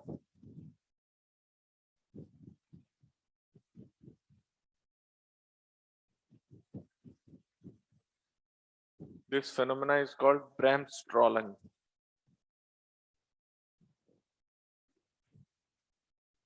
Bremsstrahlung क्या कर रहा है कि बस जितना एनर्जी लॉस होगी उतने का फोटोन दे देगा, सिंपल सी बात है। तो आपके पास इलेक्ट्रॉन किस एनर्जी पर एंटर हुआ बताइए तो? The electron when it is impinge on the target, its kinetic energy was eV0. अब एक बात बताइए, ये थ्योरी क्या कहती है कि जितनी एनर्जी का लॉस होगा उतने का फोटोन दे देगा। अब मुझे बताइए एक इलेक्ट्रॉन के पास एट मैक्स कितनी एनर्जी है? E इंटू V0 कितना है? अब इन इलेक्ट्रॉन्स के नंबर बहुत सारे हो सकते हैं, उससे मुझे दिक्कत नहीं है, लेकिन एक इलेक्ट्रॉन के पास मैक्सिमम एनर्जी है कितनी? eV0। तो एक बात बताइए, आप इसके अंदर अंदर जिस भी एनर्जी के लॉस को सोच सकते हो वो लॉस यहाँ पर है। जैसे मान लो ये 10,000 इलेक्ट्रॉन वोल्ट है, तो आप कहते हो कि सर 5,000 इलेक्ट्रॉन वोल्ट का फोटोन आ सकता है क्या? तो मैं कह दूंगा यस आ सकता है। इस ये वैल्यू 10,000 है तो मैं कह दूंगा 8,000 इलेक्ट्रॉन वोल्ट का फोटोन भी आएगा। आप कहोगे सर 1,000 इलेक्ट्रॉन वोल्ट का, तो मैं कहूंगा वो भी आएगा। लेकिन आप कहोगे 11,000 इलेक्ट्रॉन वोल्ट का, तो मैं कहूंगा वो नहीं आ सकता, क्योंकि एटमैक्स है ही कितना। तो क्या आपको ये बात समझ में आ रही है कि इसको हम लोग कंटिन्यूअस इसलिए बोल रहे हैं क्योंकि एक मैक्सिमम एनर्जी ऑफ फोटोन है, उससे कम के सारे फोटोन आएंगे, उससे कम के सारे फोटोन आएंगे, लेकिन उससे ज्यादा का नहीं आएगा। तो जैसे आपको पता है कि फोटोन एनर्जी इतनी है, सॉरी काइनेटिक एनर्जी इतनी है, तो एटमैक्स इतनी एनर्जी का फोटोन आ सकता है आपके पास, इससे कम का तो आएगा लेकिन इससे ज्यादा का नहीं आएगा। तो अगर कोई आपसे पूछे कि what is the maximum energy of photon emitted from here, तो आप कहेंगे जितनी उसकी काइनेटिक एनर्जी है, और वो किसके बराबर है? eV0। तो क्या आपको लगता है मैक्सिमम एनर्जी के करस्पॉन्डिंग जो वेवलेंथ आएगी मिनिमम आएगी, that is equals to eV0। तो what is the lambda minimum? Lambda minimum is your hc by eV0। पहले बताइए ये बात समझ में आई? तो एक मिनट, इसका मतलब क्या है कि इससे कम वेवलेंथ का फोटोन नहीं आ सकता, क्योंकि हमारे पास मैक्सिमम एनर्जी ही eV0 है। तो इससे ज्यादा एनर्जी का फोटोन हमारे पास अवेलेबल नहीं है। मेरी बात समझ में आई? तो मेरे पास पता है कि इससे ज्यादा एनर्जी का फोटोन नहीं है, तो इससे कम वेवलेंथ का फोटोन नहीं होगा। तभी आपको इस ग्राफ में क्या दिखाई दे रहा है, देखिए एक लैम्डा मिनिमम दिखाई दे रहा है, ये लैम्डा मिनिमम दिखाई दे रहा है, और इससे ज्यादा वेवलेंथ तो प्रेजेंट है सभी, देखो इससे ज्यादा सभी प्रेजेंट है, सभी की हाइट है कुछ ना कुछ, लेकिन इससे कम वेवलेंथ की फोटोन हमारे पास अवेलेबल है ही नहीं। और ऐसा इसलिए क्योंकि इलेक्ट्रॉन ज्यादा से ज्यादा कितना लॉस कर सकता है एक झटके में? पूरी एनर्जी लॉस कर दे। तो हमने वहां ब्रेमस्ट्रॉलिंग में क्या लिखा है कि amount of lost energy is converted into, तो किसी के पास 10,000 इलेक्ट्रॉन वोल्ट है तो वो एटमैक्स 10,000 का ही तो खर्च कर सकता है, उससे ज्यादा। तो maximum photon energy equal to the kinetic energy of electron, और वहां से इसकी वेवलेंथ जो आएगी that is the minimum wavelength. तो क्या आप कह सकते हो your lambda greater than equal to lambda minimum? ये सभी मिलते हैं इन कंटिन्यूअस एक्सरे, इसीलिए कंटिन्यूअस नाम है। क्या नाम है? कंटिन्यूअस। क्यों? क्योंकि लैम्डा मिनिमम के बाद सारे आएंगे, तो इसीलिए हम जो वेवलेंथ एमिट हो रही है इस फेनोमेना से जो भी एक्सरे आते हैं उनको कंटिन्यूअस का पार्ट बोलते हैं। किसका पार्ट बोलते हैं? कंटिन्यूअस। इसलिए क्योंकि यहाँ से एटमैक्स फोटोन एनर्जी की एनर्जी आपको पता है, उससे कम की जो भी एनर्जी आप सोच सकते हैं हर एनर्जी यहाँ पर अवेलेबल है। बात समझ गए? तो इसलिए इसका नाम है continuous X ray. And this procedure जिसमें मैंने कहा कि the lost amount of energy is converted into photon energy, that phenomena is called Bremsstrahlung। थोड़ा अजीब सा नाम है Bremsstrahlung, क्या बोलते हैं? जर्मन नाम है। क्लियर है क्या? तो करेस्पॉन्डिंग आप ये देख सकते हैं प्रॉपरली तो कंटिन्यूअस क्यों बोल रहे हैं? क्योंकि लैम्डा की वैल्यू लैम्डा मिनिमम से लेकर सभी। तो क्या आपको ये बात समझ में आ रही है कि जहां पर पीक बनेगा वो इस मेथड से भी तो आ ही रहे होंगे, लेकिन कहां पर पीक बनेगा इसका डिसीजन ये लेंगे कि एटम लेगा? एटम बताएगा। तो कैसे बताएगा अभी हम उसकी बात करते हैं। इतना समझ में आया कि नहीं? तो फिलहाल ये कंटिन्यूअस एक्सरे का प्रोसीजर समझ में आया। तो एक बार बताओ, अगर मैं इसको न्यूमेरिक चेंज करना चाहूं तो मेरा HC की वैल्यू होती है 12,400। 1 minute, electron volt into angstrom. तो इलेक्ट्रॉन वोल्ट से इलेक्ट्रॉन वोल्ट काट दे रहा हूं मैं, तो मेरे पास लैम्डा मिनिमम कितना आ रहा है पता है? 12,400 अपॉन V0। अगर आप इसको वोल्ट में रखते हैं तो your answer will be evolve in angstrom. इतना समझ में आया कि नहीं? तो एक बात बताइए, लैम्डा मिनिमम हुई किसकी प्रॉपर्टी? एक इलेक्ट्रॉन के काइनेटिक एनर्जी की। भाई एक इलेक्ट्रॉन की कितनी काइनेटिक एनर्जी लेकर टकरा रहा है, तो जितना मैक्सिमम काइनेटिक एनर्जी उतने ही बड़ा एनर्जी का फोटोन मिल सकता है, उससे ज्यादा का तो नहीं मिल सकता। तो एक इलेक्ट्रॉन की काइनेटिक एनर्जी की प्रॉपर्टी है लैम्डा मिनिमम। तो लैम्डा मिनिमम चेंज तभी होगा जब आप इस सर्किट में अप्लाइड वोल्टेज को चेंज करेंगे। आप इलेक्ट्रॉन के तादाद 100 रखो चाहे 5 लाख, लेकिन एक इलेक्ट्रॉन की एनर्जी जितनी है उस इलेक्ट्रॉन की एनर्जी ही डिसाइड करेगा कि मैक्सिमम फोटोन एनर्जी कितनी आएगी, और वही डिसाइड करेगा कि लैम्डा मिनिमम। और लैम्डा मिनिमम में जब हम उस काइनेटिक एनर्जी को वोल्टेज में बदल देते हैं तो हमें यह पता चलता है कि कूलिज ट्यूब में आप जितना वोल्टेज लगाते हैं वो आपको बताता है लैम्डा मिनिमम कितना होगा। और वो कितना होगा बताइए? अगर मैं लैम्डा मिनिमम बढ़ाना चाहता हूं तो मेरा ये V0 को और कम करना पड़ेगा, और लैम्डा मिनिमम कम करना चाहता हूं तो V0 को बढ़ाना पड़ेगा। तो बेसिकली आपका कंटिन्यूअस एक्सरे का lambda minimum is dependent on the applied voltage in Coolidge tube. Yes और नो? इसको नोट करिए। दोबारा बोलो, क्या बोल रहे हो? हाँ, वो मेरा 0 दिख रहा है, थोड़ा ऊपर से आना चाहिए, कहना चाह रहे हो? मैंने 0 से इसलिए बनाया है कि एकदम से लैम्डा मिनिमम जो आता है उसकी इंटेंसिटी बहुत लो होती है। इस बात की प्रोबेबिलिटी बहुत कम है कि इलेक्ट्रॉन टकरा के सारी एनर्जी एक साथ लॉस कर दे, इसलिए वो आपको ग्राफ थोड़ा सा ऐसा दिख रहा है कि जैसे मैं 0 से शुरू कर रहा हूँ। तो ग्राफ ऐसे ही बनाते हैं, आप थोड़ा ऊपर से भी बना सकते हो। हमने यहाँ से इसलिए बनाया क्योंकि लैम्डा मिनिमम के कंसर्न जो फोटॉन्स आएंगे वो बहुत नेग्लिजिबल होंगे, क्योंकि इस बात की प्रोबेबिलिटी बहुत कम है कि जब इलेक्ट्रॉन टकराया हो तो एक झटके में अपनी सारी एनर्जी खत्म कर दे, क्योंकि जितनी एनर्जी खत्म करेगा उतने का ही फोटोन देगा। तो एक झटके में सारी एनर्जी खत्म करेगा तो फिर टोटल एनर्जी के बराबर एनर्जी का फोटोन देगा। इस बात की प्रोबेबिलिटी बहुत कम है। प्रोबेबिलिटी देखो इनकी ज्यादा है, इन सब के आने की प्रोबेबिलिटी, इन सब के आने की प्रोबेबिलिटी ज्यादा है क्योंकि इनकी हाइट ज्यादा है, इनकी इंटेंसिटी आपको ज्यादा दिखाई दे रही है। नोट कर लिया सबने? तो कंटिन्यूअस एक्सरे में रिमार्क लिखे, minimum wavelength of continuous X ray, minimum wavelength of continuous x ray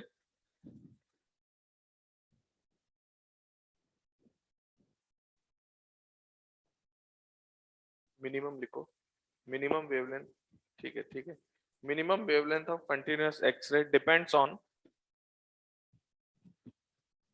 the applied voltage in Coolidge tube, depends on the applied voltage in Coolidge tube।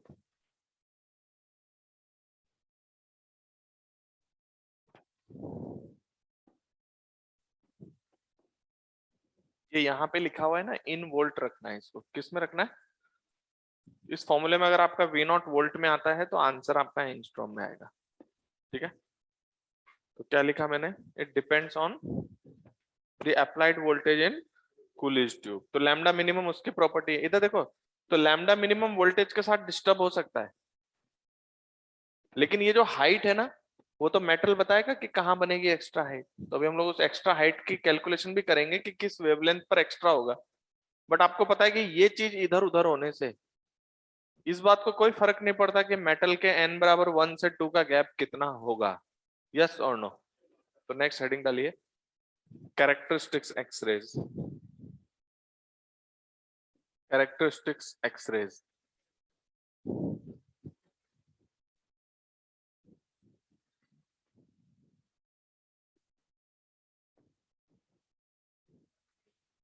दोबारा बोलो। यहां पर बैरियर नहीं, ये मिनिमम वेवलेंथ है, तो यहाँ मैक्सिमम फ्रीक्वेंसी है, उससे कम की फ्रीक्वेंसी मिलेगी ज्यादा की। जैसे लैम्डा मिनिमम से ज्यादा लैम्डा मिल रहा है, कम लैम्डा नहीं मिल रहा है, तो इसीलिए लैम्डा मिनिमम के करस्पॉन्डिंग फ्रीक्वेंसी मैक्सिमम होगी और एनर्जी भी मैक्सिमम होगी। तो मैंने बोला ना कि एनर्जी जो है वो एट मैक्स इतनी मिल सकती है, उससे कम मिलेगी, उससे ज्यादा नहीं मिलेगी। Next is your characteristics X rays.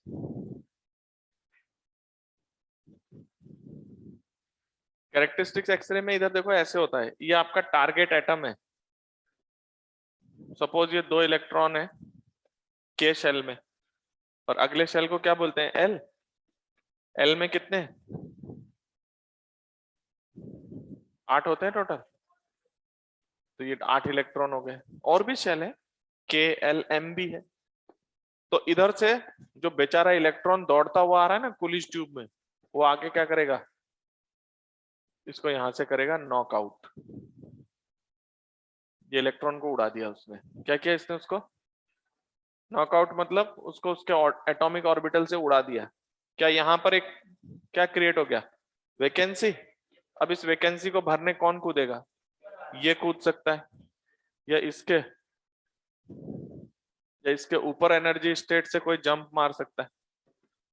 तो जिस में इलेक्ट्रॉन नॉकआउट होगा उसी में ट्रांजिशन शुरू हो जाएंगे।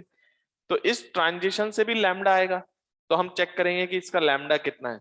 और जब आप ग्राफ में देखोगे तो उसी लैम्डा पर आपको हाइट बहुत ज्यादा मिल रही है, क्योंकि ये एटम भी आपको इलेक्ट्रॉन्स के ट्रांजिशन के थ्रू फोटॉन्स एमिट करके दे रहा है, यस और नो।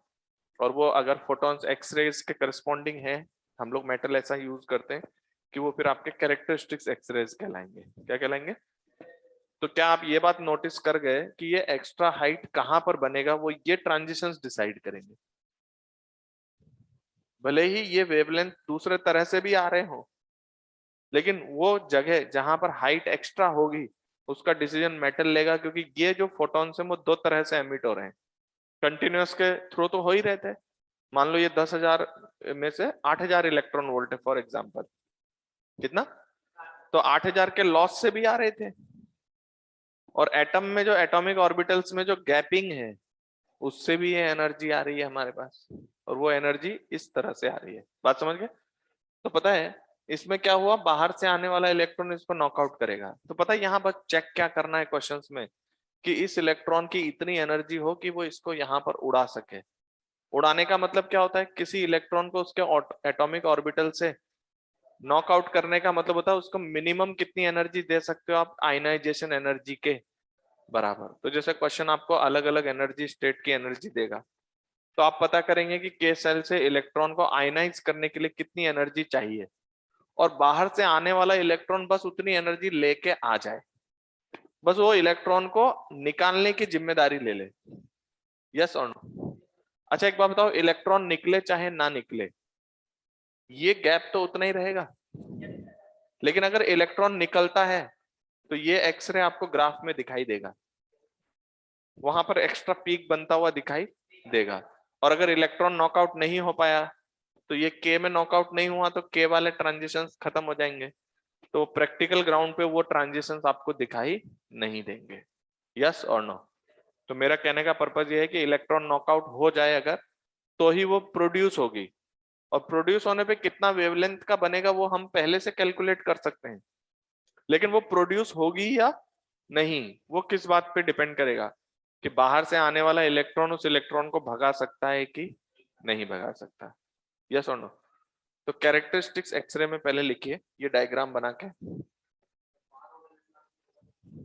कौन, कुछ भी हो सकता है होने में, बाहर वाला इलेक्ट्रॉन भी जगह ले सकता है, कुछ भी हो सकता है उसमें।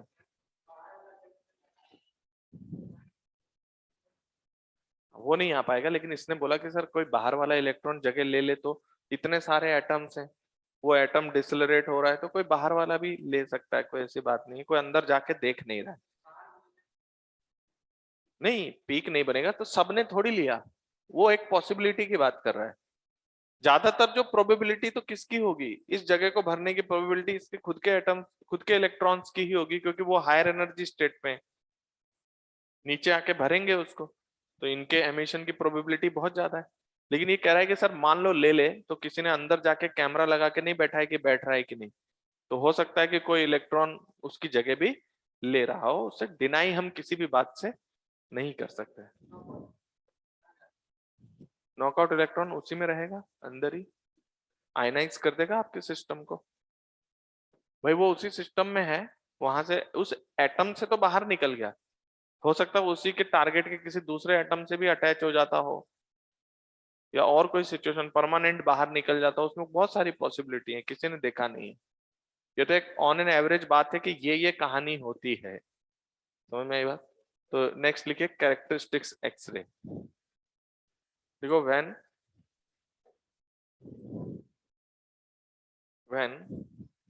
moving electron when moving electron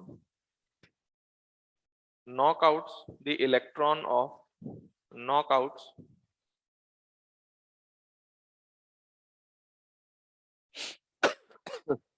knock out the electron of target atom।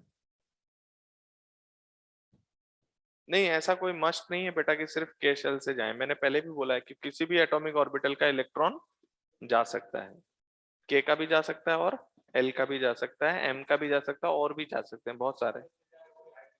हाँ, जिस जिस लैम्डा का निकलेगा वो हाइट डिसाइड करेंगे।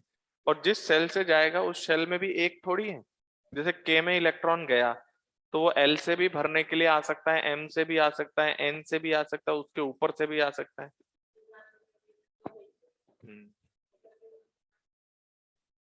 अंदर वाले को मतलब नहीं, शेल तो सारे होते हैं, इलेक्ट्रॉन कितने हैं, तो जो इलेक्ट्रॉन होंगे उन्हीं को तो नॉकआउट कर पाएंगे हम।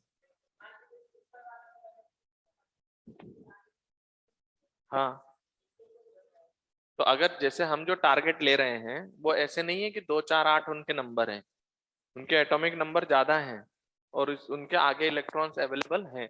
हाँ, लेकिन अगर आपकी बात में मानूं कि नहीं है, तो फिर कोई इलेक्ट्रॉन हमारे पास अवेलेबल ट्रांजिशन के लिए नहीं है, तो हमारे पास ऐसे सिस्टम, ऐसे एटम्स होंगे जहां ट्रांजिशन आराम से होता होगा। ठीक है, नेक्स्ट लिखिए। तो मैं क्या लिखवा रहा था कि when moving electron knock out the target electron of target atom, then in atomic orbital then in atomic orbital a vacancy is created, a vacancy is created, and to fill this vacancy and to fill this vacancy and to fill this vacancy transition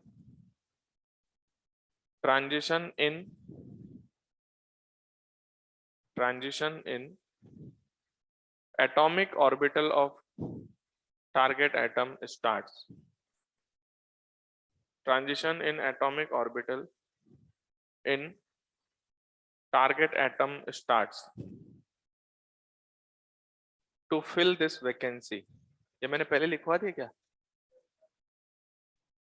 मैंने बोला to fill this vacancy, to fill this vacancy transition in atomic orbital of target atom starts and the wavelengths are emitted, yeah, and the photons are emitted, and the photons are emitted.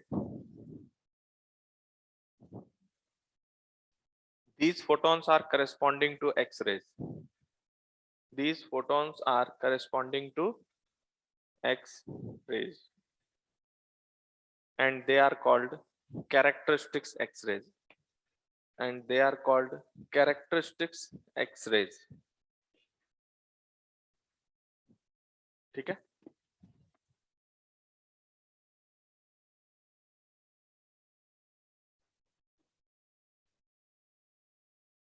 ऐसा कुछ नहीं है, correct word photon ही है, photon को ही quanta बोलते हैं।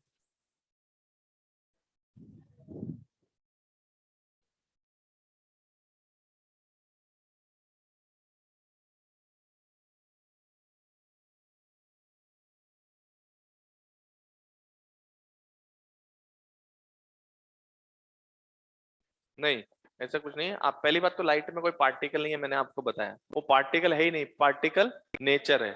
तो जब भी मैं एच न्यू एनर्जी की बात करूंगा तो मैं फोटोन बोलूंगा उसको, क्योंकि मेरे पास यहाँ पर पैकेट निकल रहा है। तो ऐसा क्वांटाइजेशन और फोटोन कोई अलग चीज नहीं है, वो एक ही बात है। तो यहाँ पर एटॉमिक ऑर्बिटल से ट्रांजिशन होने पे सीधा फोटोन आता है। समझ में आई बात? तो देखिए अब हमारे पास कैरेक्टरिस्टिक्स एक्स रेज जो है, तो आप मुझे ये बताओ एटॉमिक ऑर्बिटल्स में कहाँ कहाँ ट्रांजिशन हो सकता है। तो जैसे मान लीजिए आपका नॉकड आउट इन के शेल, तो जैसे पहले मैं ऐसे बना देता हूँ, मान लीजिए ये आपका के है, के मतलब n इक्वल टू 1, एल मतलब n equal to 2, m n equals to आगे n और भी होते हैं। तो मुझे बताइए अगर यहाँ इलेक्ट्रॉन नॉकआउट होता है तो के शेल में ट्रांजिशन होंगे, तो के को भरने कौन कौन आ सकता है? एक मिनट, यहां से आ सकता है, यहां से आ सकता है, यहां से आ सकता है, ऐसे बहुत सारे आ सकते हैं। तो ये जो है सब के करस्पॉन्डिंग है। तो इन फोटॉन्स को हम लोग बोलते हैं दे आर ऑफ के सीरीज। तो जस्ट ऊपर से जो आता है उसका नाम है के अल्फा, उसके ऊपर का नाम है के बीटा, और उसके ऊपर का नाम है के गामा। ऐसे नाम रखते हैं ऑर्डर वाइज, और ज्यादा हाईलाइट नहीं करते हैं, क्योंकि एनर्जी कम होती जाएगी तो वो एक्सरे के कंसर्न होंगे भी नहीं। जैसे एल में आपका इलेक्ट्रॉन गायब होता है, मतलब नॉकआउट होता है, तो एल में ट्रांजिशन एल के जस्ट ऊपर से होगा, फिर उसके ऊपर से, फिर उसके ऊपर से। समझ रहे हो? तो अगर हम इसकी बात करें तो ये L alpha, L beta, L gamma, मतलब जिसको हम लोग फर्स्ट सेकंड थर्ड लाइन बोलते थे उसको हम लोग अल्फा बीटा गामा बोल रहे हैं। And these X rays will be considered of L series. फिर अगर एम का इलेक्ट्रॉन गायब हुआ, मतलब नॉकआउट हुआ, तो एम का इलेक्ट्रॉन, तो this is your M alpha, M beta, M gamma. तो ये कौन सी सीरीज हो गई? तो एक बात बताइए, ये सारा डिसीजन लेगा कौन? एटम डिसाइड करेगा कि उसका के अल्फा कितनी एनर्जी का होगा।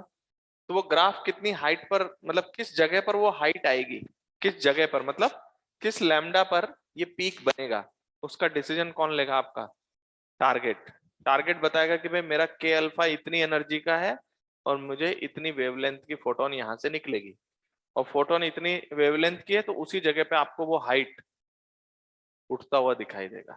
बात समझ में आया कि नहीं? तो ये नोट करिए। तो अगर के शेल का इलेक्ट्रॉन नॉकआउट होता है के सीरीज आता है, एल शेल का इलेक्ट्रॉन नॉकआउट होता है एल सीरीज आता है, एम शेल का इलेक्ट्रॉन नॉकआउट होता है एम सीरीज आता है।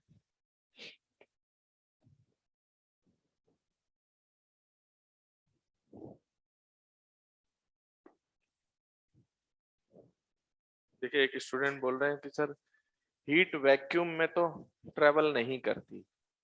क्यों नहीं करती? रेडिएशन किस तरीके का, रेडिएशन क्या है? कंडक्शन और कन्वेक्शन के लिए मीडियम चाहिए, रेडिएशन के लिए मीडियम नहीं चाहिए।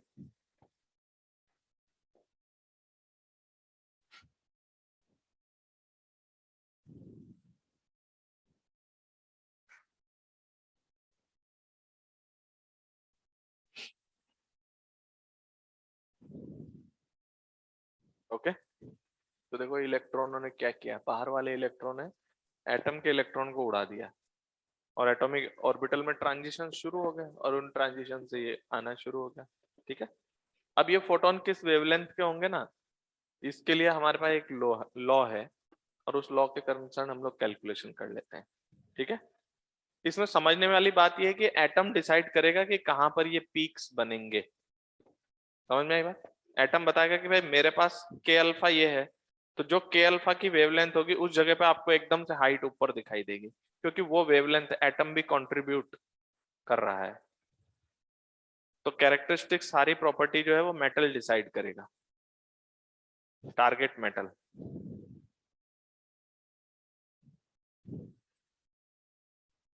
नोट कर लिया सबने?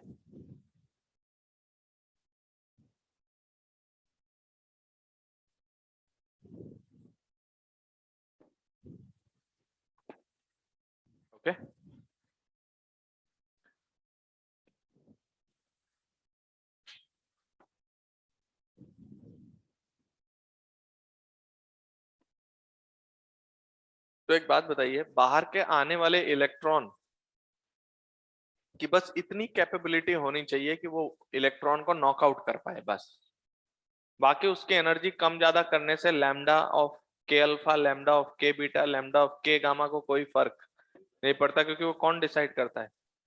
मेटल डिसाइड करता है। बात समझ गए?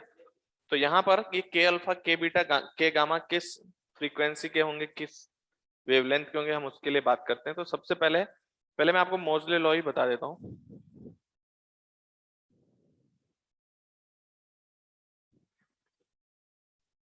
मोजले लॉ क्या है?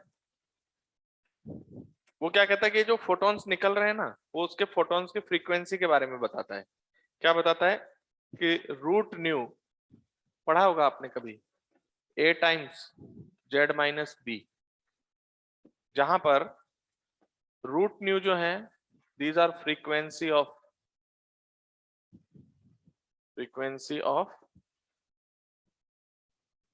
Characteristics X ray. समझ रहे हो? अच्छा, ए और बी हमारे कांस्टेंट है, अभी आपको पता चल जाएगा ये किस तरीके के कांस्टेंट है। ओके, और ये जो जेड है ना, जेड, ये एटम का जेड है। लेकिन ये जो कांस्टेंट आप देख रहे हो, ये ट्रांजिशन पे भी डिपेंड करते हैं कि किस पे ट्रांजिशन हो रहा है। तो मैं बताता हूं, पहले ये नोट कर लो पहले कि frequency of characteristics root nu equals to 8 times Z minus B.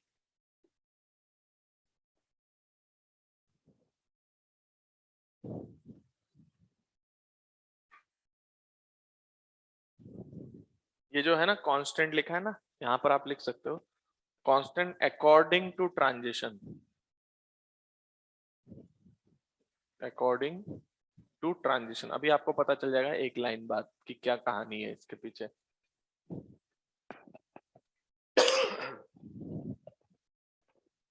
According to transition,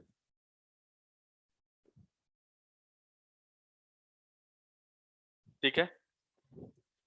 तो रूट न्यू क्या बताता है? फ्रीक्वेंसी का रूट, ठीक है। तो एक बात बताओ, अगर मुझे यहां से लैम्डा निकालना हो तो ये फॉर्मूला कैसा होगा? अगर मुझे यहां से लैम्डा निकालना हो सपोज, तो रूट न्यू को सी बाई लैम्डा, न्यू को सी बाई लैम्डा लिख दो। तो under root of C by lambda is what? A times Z minus B. तो यहां से आता है C upon lambda equals to A square Z minus B का होल स्क्वायर, ठीक है। और इसको एक लाइन और लिखे तो 1 upon lambda equals to A square by C into Z minus B का होल स्क्वायर। तो ये वेवलेंथ ऑफ, ये जो लैम्डा है वो वेवलेंथ ऑफ कैरेक्टरिस्टिक्स एक्सरे।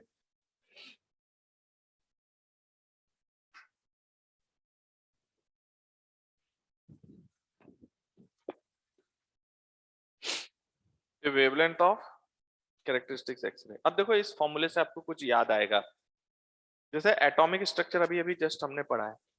तो आपको पता है क्या कि लाइमन, बामर, पास्चन, इनमें अगर हमें कोई वेवलेंथ निकालने के लिए कहा जाए, तो लाइमन होता है 1 upon lambda equals to R Z square, 1 upon 1 square minus 1 upon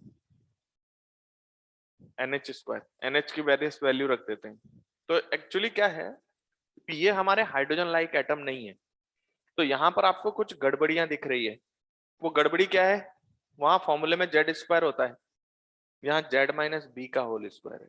क्या है? क्योंकि आपको पता है बोर एटम में तो एक ही इलेक्ट्रॉन मॉडल है, लेकिन ये जो हमारा एटम है उसमें तो बहुत सारे इलेक्ट्रॉन होंगे। तो ये जो जेड की जगह जेड माइनस बी यूज किया गया है ना, ये स्क्रीनिंग इफेक्ट से किया गया है। किसके इफेक्ट से? स्क्रीनिंग इफेक्ट से। तो जैसे आपका एल सेल में, के सेल में एक इलेक्ट्रॉन गया, तो एक इलेक्ट्रॉन है वहां पर, तो के सेल में ट्रांजिशन के लिए जेड की वैल्यू जेड ना लेके जेड माइनस 1 लिया जाता है। किसके लिए? के सेल के लिए। तो अगर मैं आपसे बात करूं कि फॉर के सीरीज, एक मिनट इधर देखना, के सीरीज, पता है ये 1 अपॉन लैम्डा क्या होगा? जैसे बोर का लाइमन होता है ना, बस वैसे ही इक्वेशन लिख दो, जेड की जगह जेड माइनस 1 यूज कर लो। क्या यूज करना है? जेड की जगह। तो ये फॉर्मूला मोजले ने बताया है। मोजले के बैकग्राउंड की कहानी ये है कि के सीरीज के लिए फॉर्मूला होता है 1 upon lambda equals to R Z square होता है, जेड स्क्वायर जेड की जगह जेड माइनस वन यूज करना है, और इधर फॉर्मूला होता है आर जेड माइनस वन का whole square 1/1 square minus 1/n h square. मतलब अगर कोई आपको मोजले लॉ ना भी बताए तो बोर थ्योरी में जेड की जगह जेड माइनस वन अगर आप रख देते हैं लाइमन के लिए तो ये के सीरीज है, और आप NH की जगह क्या रखेंगे, NH equal to 2 for K alpha, NH equal to 3 for K beta, NH equal to 4 for K gamma, और इन दोनों को कंपेयर भी कर सकते हैं। अब आपको पता चल जाएगा कि सर इस कंपैरिजन में बी मेरा 1 है, बी को कहते हैं स्क्रीनिंग कांस्टेंट। क्या है ये, स्क्रीनिंग कांस्टेंट। और ये ए स्क्वायर बाई सी देखो ट्रांजिशन पे डिपेंड करेगा, ए स्क्वायर बाई सी किसके बराबर है देखे तो आर इंटू 1/1 स्क्वायर माइनस 1/, तो अगर मैं आपसे बोलूं कि ए जो है ना वो ट्रांजिशन पर डिपेंडेंट है, कैसे, के अल्फा के लिए अलग आएगा ए, के बीटा के लिए ए, के गामा के लिए अलग आएगा, एनएच की वैल्यू 3 2 3 4 रखते जाओ। तो आपको पता चल गया कि इस फॉर्मूले का ए क्या है, और जेड माइनस बी में बी तो स्क्रीनिंग इफेक्ट है और ए आपका लाइमन में जो ट्रांजिशन होते हैं उससे ये फॉर्मूला, तो आपका ए स्क्वायर बाई सी इसके इक्वल होता है। तो your A is how much, under root R C 1/1 square minus 1/, ये दिख रहा है ना सबको बोर्ड उसमें कैमरे में, रुको ये लास्ट लाइन नहीं दिखाई दे रही है, हाँ दिख रहा है, ठीक है। तो ये हो गया A square by C equal to this. तो आप देख रहे हो ए की वैल्यू अलग अलग सीरीज के, मतलब सेम सीरीज के अल्फा बीटा गामा के लिए बदल जाएगी, लेकिन जेड माइनस बी के सीरीज के लिए बी कितना होता है 1। तो ये मोजले लॉ तो ये बताता है, लेकिन इसके पीछे यही है, ये जो फॉर्मूला है ये बोर थ्योरी से था फॉर हाइड्रोजन लाइक एटम, था या नहीं, बस वहां जेड की जगह क्या रिप्लेस किया, जेड माइनस वन करके पूरी इक्वेशन लिख सकते हैं हम। तो कभी हम आपसे लैम्डा के अल्फा पूछें तो आप चाहो तो मोजले लॉ को देख लो, या आप ये कर सकते हो, ये के सीरीज भोर में जेड की जगह जेड माइनस वन रख के पूरा सॉल्व कर दो, के अल्फा के बीटा के गामा आ जाएगा, बी बदल जाएगा, बी बदल जाएगा। अभी एल के लिए और बताऊंगा मैं, हालांकि वो याद नहीं रखना है, के सीरीज के लिए याद रखना है। एल के लिए बी की वैल्यू 7.4 आती है, कितनी, प्रैक्टिकल डेटा है, कोई लॉजिक नहीं दे रहे हम।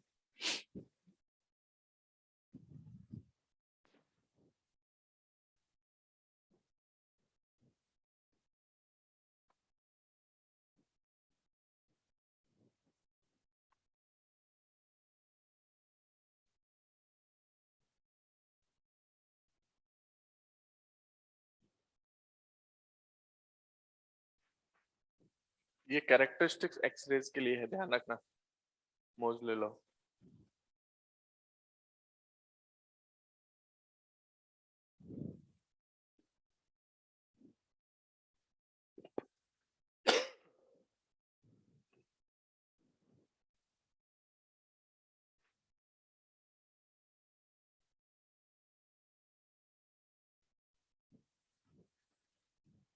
समझ में आया सबको, सिंपल है, कुछ नहीं है। के सीरीज मतलब क्या, जो आपने बोहर का लाइमन लिखा था ना उसमें जेड की जगह जेड माइनस वन डाल दिए, के अल्फा के लिए एनएच बराबर 2, के बीटा के लिए एनएच बराबर 3, के गामा के लिए एनएच इक्वल टू 3, के गामा के लिए NH equal to 4।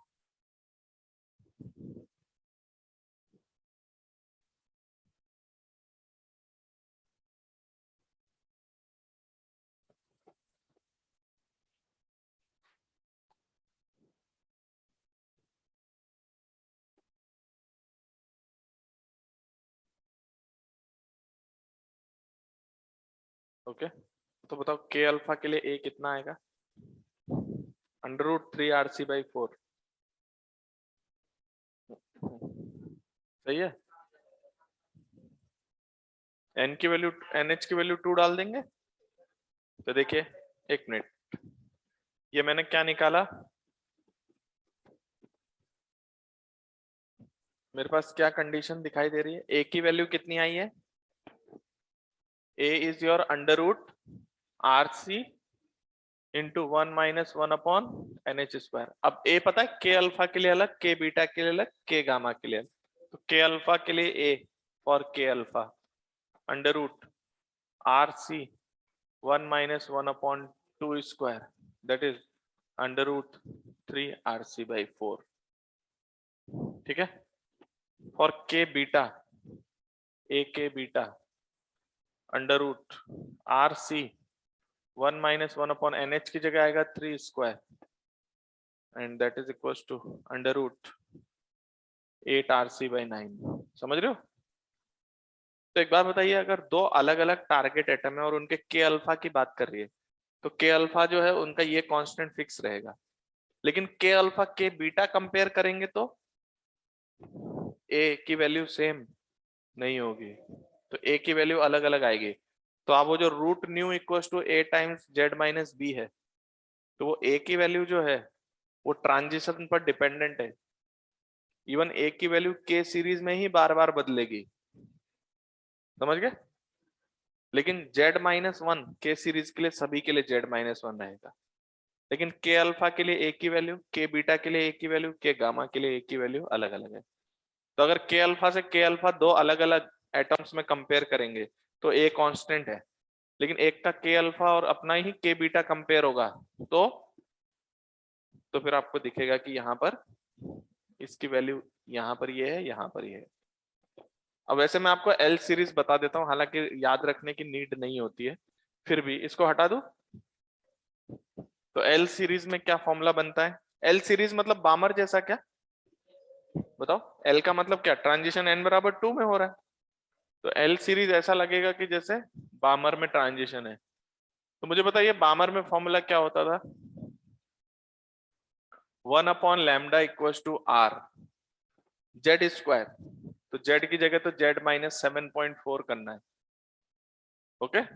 R Z square और बाकी बामर की तरह लिख दो 1 अपॉन 2 का स्क्वायर माइनस 1 अपॉन NH का स्क्वायर, ओके। तो ये आपका कौन सी सीरीज है?